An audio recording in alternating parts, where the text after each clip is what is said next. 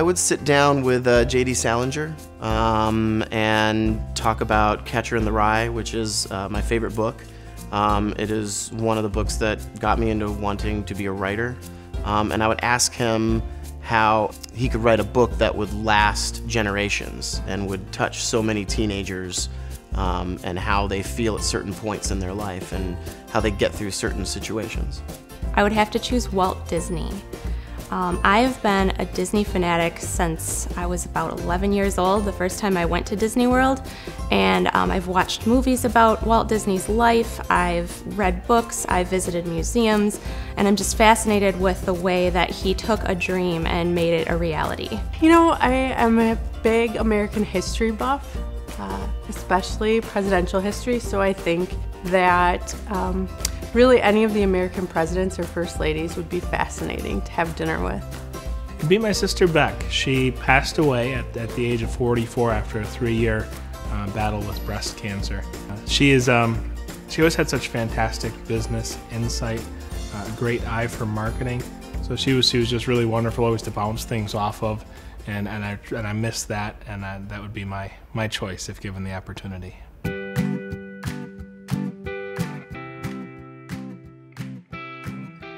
I guess looking back, maybe what I would tell myself is that it's okay to take that sort of non-traditional path and sort of cliche, but do what you love and find what interests you, and the rest sort of falls into place. I don't think I'd change anything. And one thing that my dad impressed upon me many times when I was growing up, he wanted to give me the gift of youth and wisdom at the same time. And I'd like to think that he did that. If I could pass on some advice to my 21-year-old self, which interestingly is the exact age that I opened my music school, I think it would be just the ability to differentiate between activities that help the business grow and activities that are maybe just more of a waste of time. I wish I had known that the internet would be around in its capacity now, and that bulletin board sharing and internet forums would become something called Facebook and Twitter, and I would have invented something like Facebook or Twitter.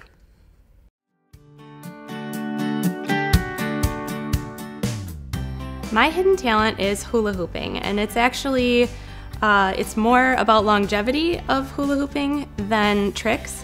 I've actually won every hula hoop contest that I've ever entered, and the longest was just over an hour, and they actually cut me off. I was the last one standing. And I also was 5 months pregnant at the time, which added, I believe, some additional challenge to the task. And my hidden talent is tractor pulling. I started at the age of 13, so real early age, and it was second nature. I grew up on a farm in central Wisconsin, so we had about 400 acres and 100 cows. There were always things that needed to be done. I was classically trained on piano growing up. I wish I had more time to play it today, but at the same time that will stay a hidden talent because I really genuinely don't enjoy playing in front of other people. I can do a mean Dr. Doofenshmirtz from the cartoon show Phineas and Ferb, which I watch with my children. Hello, Patty, and welcome to my lab. You always seem to come at the wrong time. Let me show you something. I have the Induminator today, and I will use it to destroy the tri-state area. But first, there's a little backstory, as there always is, and it happens to concern my friend Balloony. You remember Balloony?